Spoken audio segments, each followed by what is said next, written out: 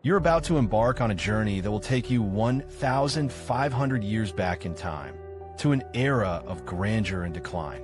The year is 476 AD, and the Western Roman Empire is on the brink of collapse. But what led to this downfall? Historians have long debated the causes, but the truth is more complex, more intriguing than you might have imagined.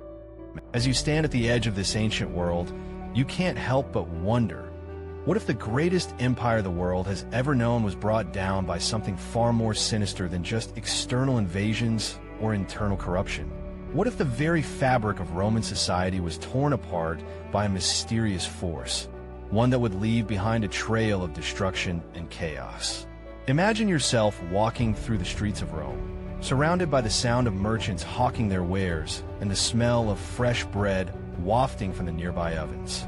The year is 450 AD, and the empire is at its peak, with a vast network of roads, bridges, and aqueducts stretching across the known world.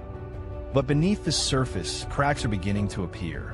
The once mighty legions are now struggling to maintain control over the vast territories they've conquered. One of the main reasons for this decline is the constant pressure of external invasions. The Huns, a fierce and nomadic people, have been pouring into the empire from the east, leaving a trail of destruction and chaos. The Roman legions, once the most feared fighting force in the world, are now struggling to keep these invaders at bay. But was this the only reason for the empire's downfall? Some historians argue that internal corruption was just as much to blame. Imagine yourself in the shoes of a Roman senator, surrounded by the lavish wealth and luxury of the imperial court. The emperor, a puppet of the powerful generals and nobles, is more concerned with maintaining his own power and privilege than with the welfare of the people. Corruption is rampant, with officials embezzling funds and selling favors to the highest bidder. But is this the whole story? As you delve deeper into the mystery of Rome's collapse, you begin to uncover a more sinister force at play. A force that is not just external or internal, but one that is woven into the very fabric of Roman society itself. It's a force that would leave behind a trail of destruction and chaos, one that would shake the very foundations of the empire. One of the key events that marked the beginning of the end for the Western Roman Empire was the death of Emperor Valentinian III in 455 AD. His successor, Petronius Maximus, was a weak and ineffective leader, and the empire was plunged into a period of civil war and instability. But what if this was not just a random event, but a symptom of a deeper problem? Imagine yourself in the role of a Roman philosopher, pondering the meaning of life and the nature of the universe. You're surrounded by the works of great thinkers like Aristotle and Plato, and you're beginning to realize that the empire's problems go far deeper than just politics or economics. You're starting to suspect that the very heart of Roman society is rotten, that the once great empire is built on a foundation of sand rather than stone. As you explore this idea further, you begin to notice a pattern of decline and decay that stretches back centuries. The empire's once mighty legions are now struggling to maintain control over the vast territories they've conquered. The economy is in shambles, with inflation and debt soaring to unprecedented heights. And at the center of it all, a corrupt and ineffective emperor, more concerned with maintaining his own power and privilege than with the welfare of the people.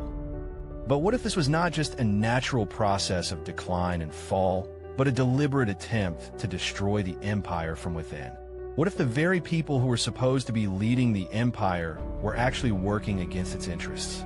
You're about to uncover a shocking truth that will change everything you thought you knew about the fall of Rome. The empire's collapse was not just a result of external invasions or internal corruption, but a complex web of factors that were both internal and external.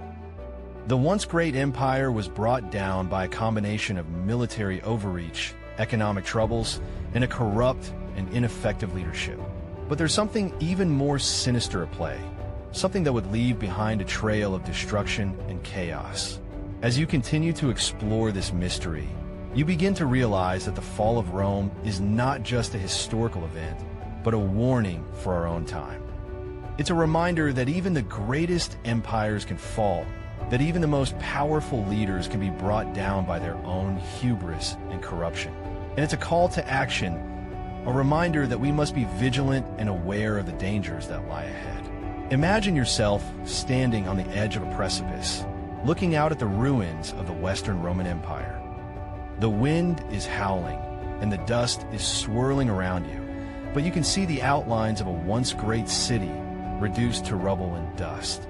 You're about to embark on a journey that will take you to the very heart of this mystery, to the truth behind the fall of Rome. And when you emerge from this journey, you'll be left with a newfound appreciation for the fragility of human civilization and the importance of being aware of the dangers that lie ahead. You're about to embark on the next stage of our investigation into the fall of Rome.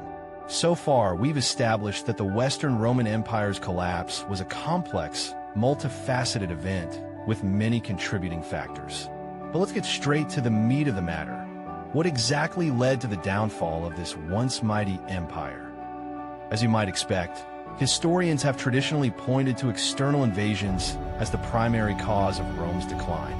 The Visigoths, Vandals, and other barbarian tribes did indeed play a significant role in weakening the empire's defenses.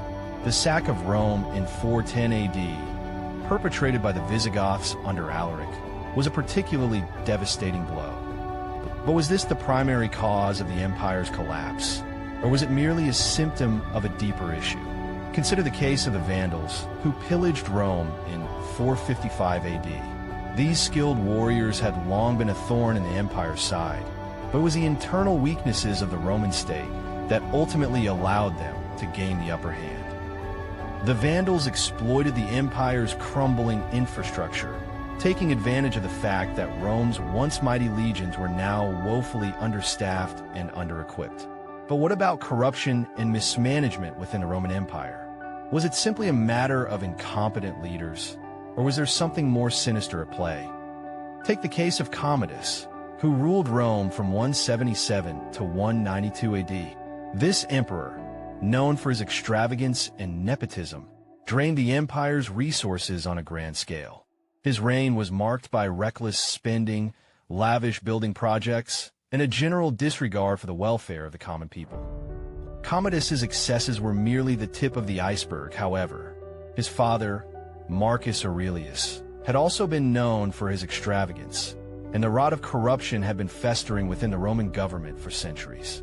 The empire's bureaucracy was bloated and inefficient, with officials more concerned with lining their own pockets than with serving the people. But was this merely a case of bad apples spoiling the barrel, or was there something more systemic at play? Experts argue that the root cause of Rome's decline lay not in external invasions or internal corruption, but in a failing economic system that sapped the empire's vitality. The Roman economy was based on a complex system of trade and taxation, with a vast network of roads, bridges, and canals that allowed goods to flow across the empire. However, as the empire expanded, the economic burden became increasingly difficult to bear. The Roman government was forced to rely ever more heavily on taxation, which led to widespread discontent among the population. The tax system was complex and opaque, with officials often taking bribes to avoid paying their fair share. The result was a culture of resentment and mistrust, in which the ruling elite saw themselves as separate from and superior to the common people. This economic system also created a culture of dependency, in which the Roman people became increasingly reliant on the state for their livelihood. The empire's extensive social welfare programs, which included free grain and other basic necessities, created a culture of entitlement that was difficult to reverse. The result was a society in which people were less and less inclined to work for themselves, and more reliant on the state to provide for their needs. As we delve deeper into the story of Rome's decline, it becomes clear that the usual suspects, invasions, corruption, and economic collapse, are merely symptoms of a deeper issue. The empire's problems were rooted in a complex web of social, economic, and cultural factors, which ultimately led to its downfall. But what exactly were these factors, and how did they contribute to the empire's collapse? Let's take a closer look at the social structure of ancient Rome and how it contributed to the empire's decline. We'll explore the role of the aristocracy, the rise of Christianity, and the impact of slavery on Roman society. And we'll examine the economic system that sapped the empire's vitality and how it created a culture of dependency and resentment. As we continue our investigation, you'll begin to see that the fall of Rome was not a simple, straightforward event, but a complex, multifaceted process that involved a wide range of social, economic, and cultural factors. It's a story that will take us on a journey through time, from the grandeur of ancient Rome to the dark ages that followed. So join me on this journey, and let's uncover the secrets of the world's greatest empire. You're about to uncover a crucial piece of the puzzle that led to the fall of Rome. So far, we've discussed invasions and corruption, but what about the economic engine that once powered the empire's growth?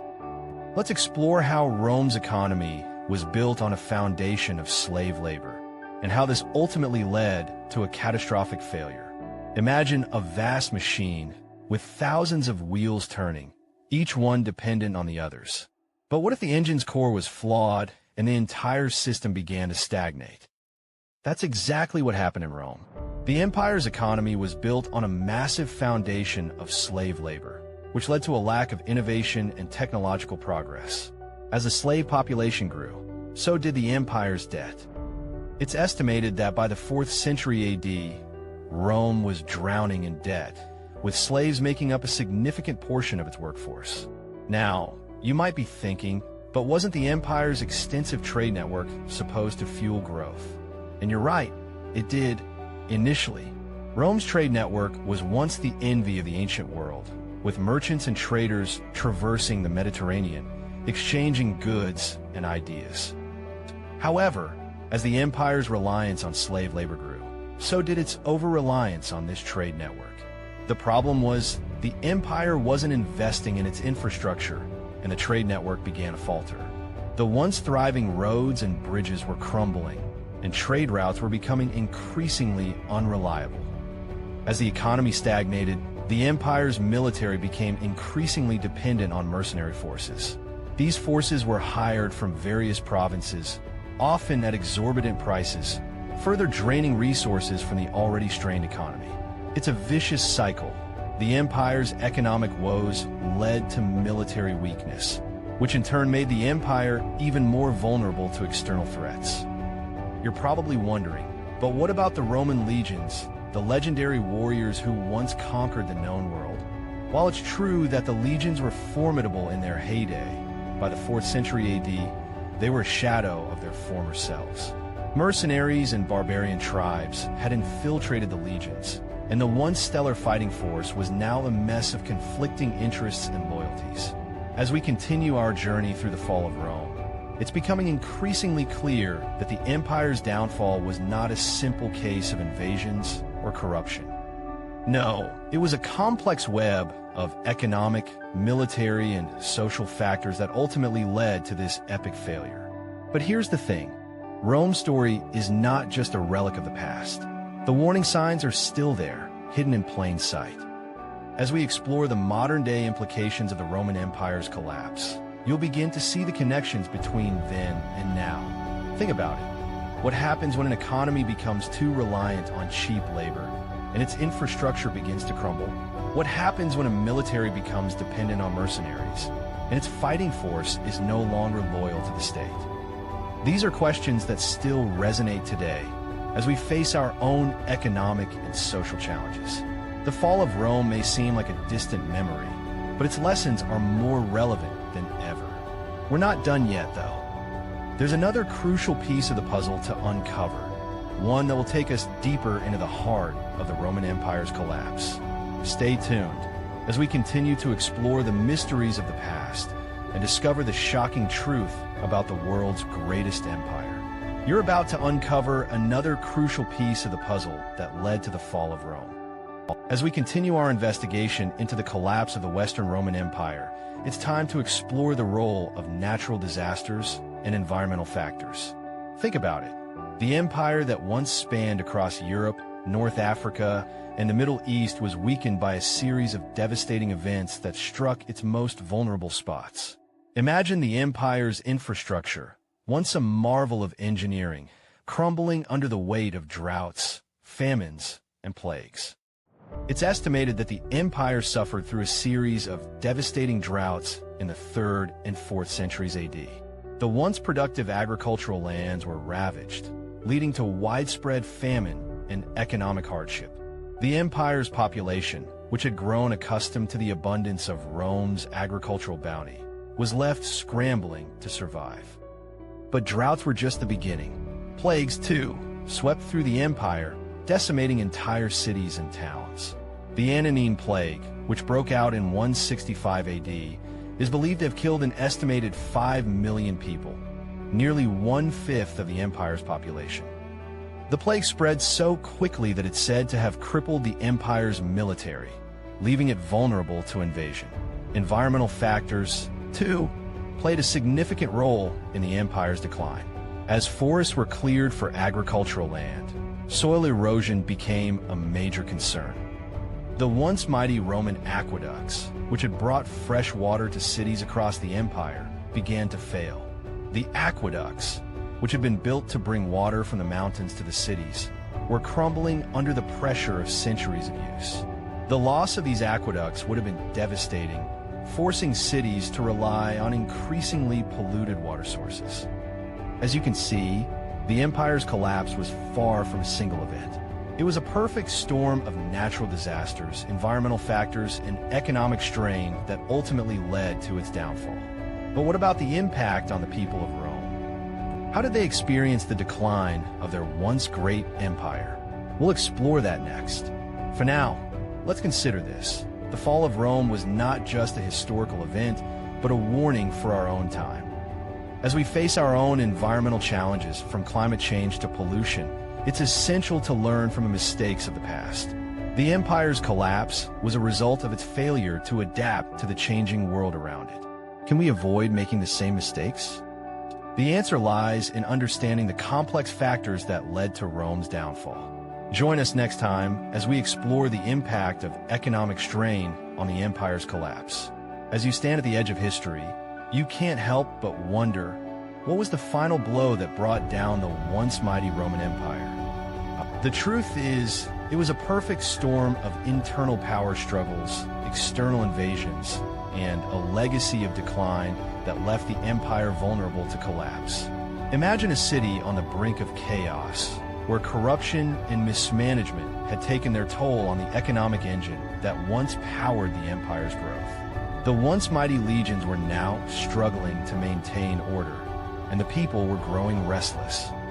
It was a powder keg waiting to be ignited. That's exactly what happened in 410 AD, when the Visigoths, a powerful Germanic tribe, sacked the city of Rome. It was the first time in over 800 years that the city had been breached, and the psychological impact was catastrophic. The people of Rome were left traumatized, wondering how their once great empire had fallen so far. But the fall of Rome served as a warning to future civilizations. A failure to adapt, innovate, and prioritize sustainability can lead to catastrophic consequences.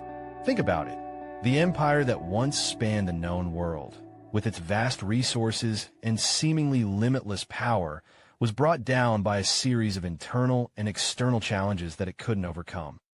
It's a sobering reminder that even the greatest civilizations are not invincible. The fall of Rome serves as a cautionary tale, a reminder that we must always be vigilant and proactive in addressing the challenges that lie ahead. By examining the complex factors that contributed to Rome's downfall, we can gain valuable insights into the fragility of great civilizations and the importance of learning from history. So, what can we learn from the fall of Rome? For starters, we can see the importance of prioritizing sustainability and investing in innovation. The Roman Empire's failure to adapt to changing circumstances and its reliance on slave labor ultimately led to its downfall. We can also see the importance of addressing internal corruption and mismanagement, as well as the need for collective action and resilience in the face of adversity. As we navigate the challenges of our own time, the story of Rome's collapse serves as a powerful reminder of the need for wisdom, foresight, and collective action. By studying the lessons of history, we can gain a deeper understanding of the complex factors that shape the world around us and make informed decisions about the future.